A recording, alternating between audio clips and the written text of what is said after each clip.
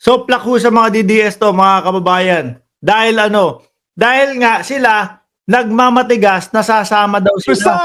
Nagmamatigas, nasasama doon sa rally ng kapayapaan o peace rally ng Iglesia ni Cristo, mga bossing. Ano? Sabi ko, kahit anong pigil nila diyan sa mga DDS, makukulit yung mga yan no? Mahilig ngang gumawa ng mga propaganda yan Mahilig ngang kaya nga nilang gumawa ng video na pagmukain na si Pangulong Bongbong Marcos yung bumabatak doon sa video nila. O di ba? Ito kayang simpleng pagpicture, pag-angat ng placard. O. Di ba? Pag-angat ng placard. Ano nakasulat?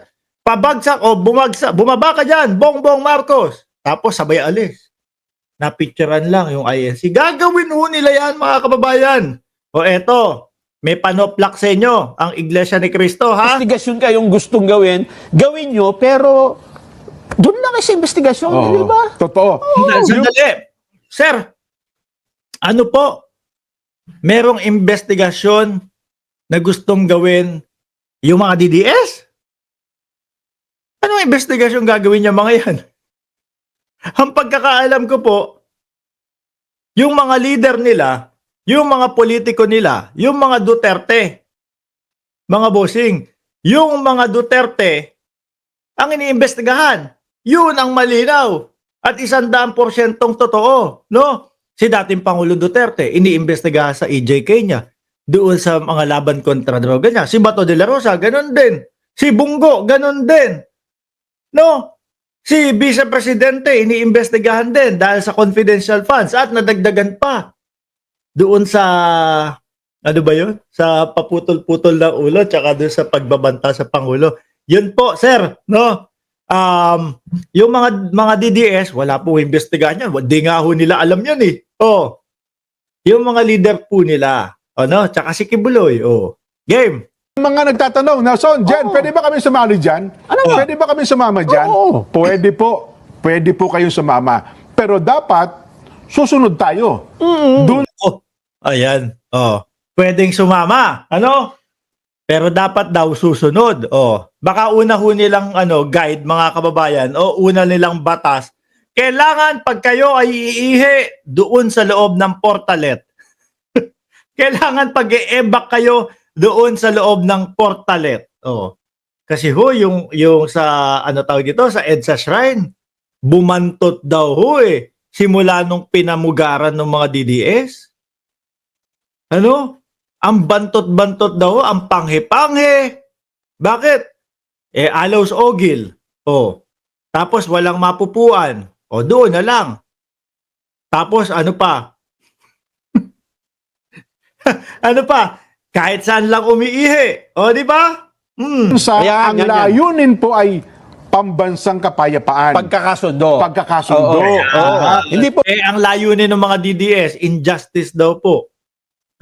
Sabi ni Oscar Soriano, magulo style mo, need mo ng editor, tinuruan mo pa ako sa vlog ko. Yan, alis ka. Ayaw ko lang tinuturuan ako. Di ba? Tuloy. Pwede na nandun ka, tapos sasabihin mo dun sa habang nandun ka, sisigaw ka na, ibagsak!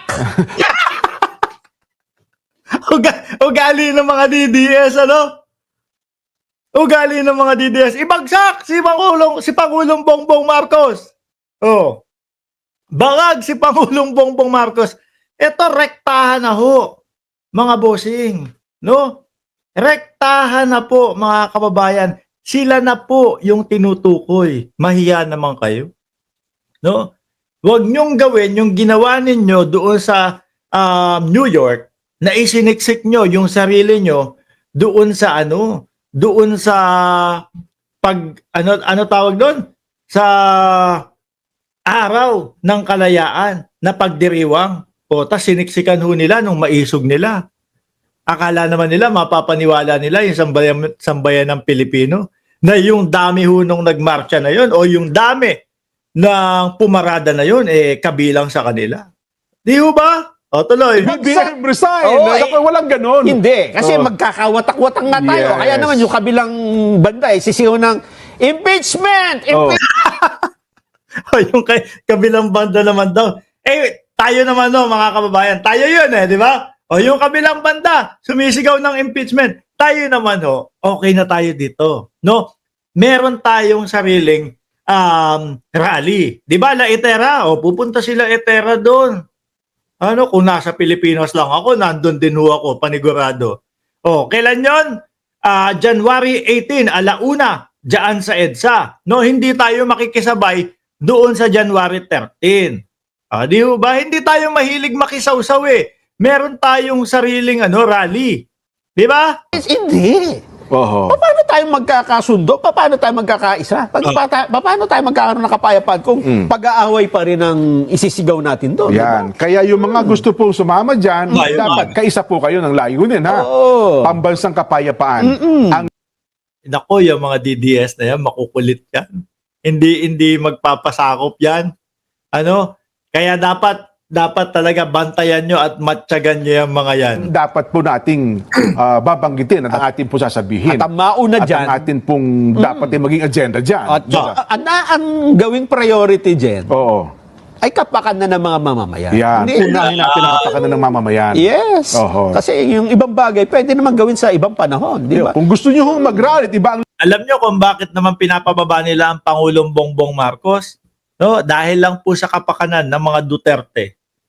Yun lang ho yun Dahil lang po sa pagtatanggol nila sa mga Duterte, mga kababayan. Tsaka dun sa mga idol nila, kay Buloy, Diyan kay Roque, kay Vice Presidente, kay dating Pangulong Duterte, diyan lang ho yan, kaya mga nagrarally yan, no? Sabi ni Cowardly Brave, sabi mo, Lodi Mark, nakikita mo sa Marikina ang mga poster ni Bungo lately. Nasa Amerika ka pala. Ilang beses ako nandiyan sa Pilipinas? No? Yung iba nga dyan, na-meet ko na yung iba dyan 3 beses yata akong umuwi sa Pilipinas.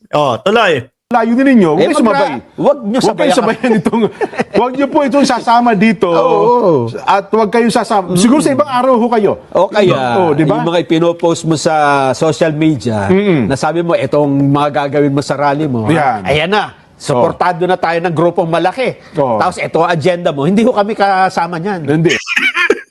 Hindi ho kami kasama dyan. Sila Roque lang yan. Sila lang ho yan.